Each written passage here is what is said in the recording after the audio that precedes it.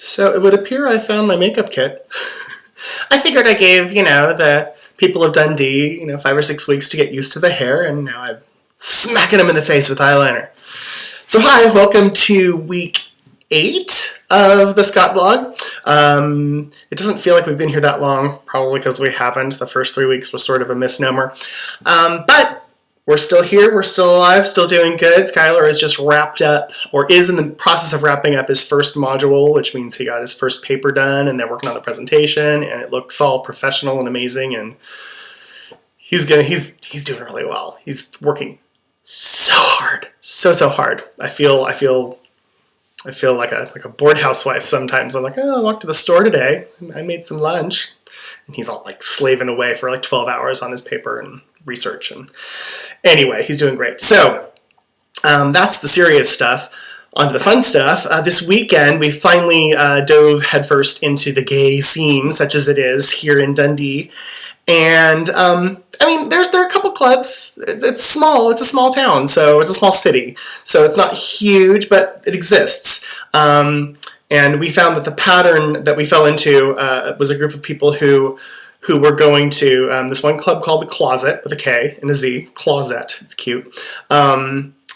Lots of lesbians, tons of lesbians. This is the time to come to if you're a Scottish lesbian. Come on. I think the guys gravitate more toward like Edinburgh and Dundee because they're big cities. Like boy gays tend to like the cities, where girl gays tend to like the country. Sweeping generalization, but I also kind of found that to be true in Maine when we were there. It's like, wow, there's a lot of lesbians up here in the country. I'm here to perpetuate stereotypes of all kinds. So we went to Closet, and then everybody from Closet kind of travels to this little club called Before Out. And it's called Before Out because it shuts down promptly at 11, I think. Like, they kick everybody out, and then everyone goes downstairs and around the corner to the dance club, which is called Out, so Before Out. And not only do they kick everybody out, but all the people who work upstairs at Before Out kind of come down and then resume working downstairs at Out, which is a funny way of doing things, but it's kind of cute because you're forced to change feel and venue, and it makes it feel like it's a more happening sort of evening, like more stuff's going on. We're a movable feast. So while we were at Closet, we met these two guys. Not like that. These two guys who were just sort of standing around, and they started chatting with us. And their opening line was, you guys are from Australia, right? You look like you're from Australia.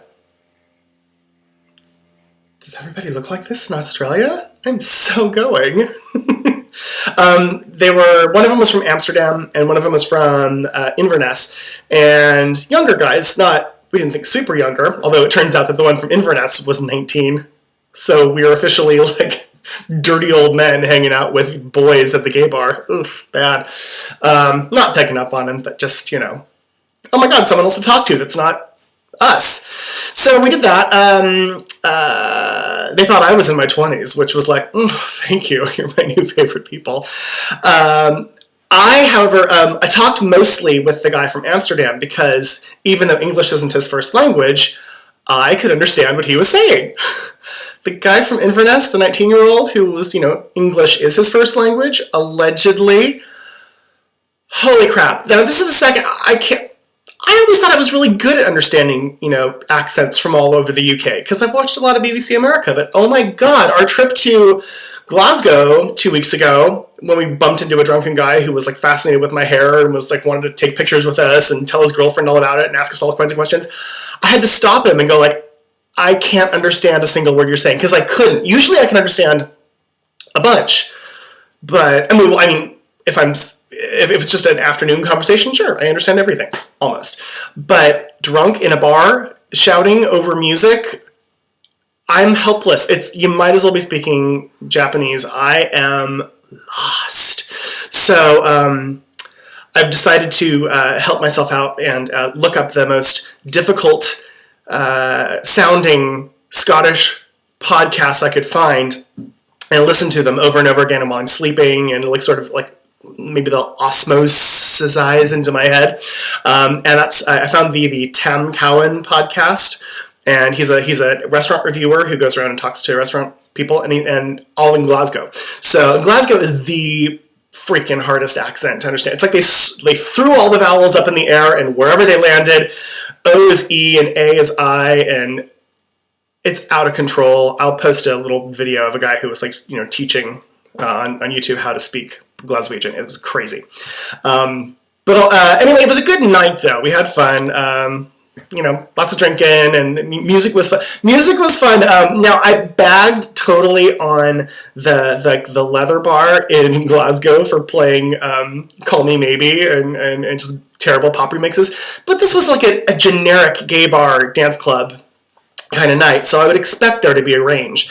They played Spice Girls. Haha, they played Spice Girls. 2 different Spice Girls songs throughout the course of the evening, which of course it's the UK, you're going to hear that. And there was a really cute moment when we were at the Closet, the first club we went to, where they played Karma Chameleon, and I swear the entire bar was singing along. That was really sweet. It was really like that, oh, we're all a big family of mostly lesbians. And then just one last note about songs.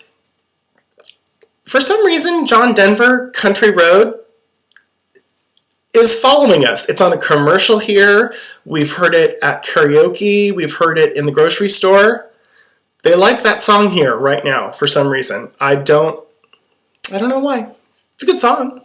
That's all I got this time around.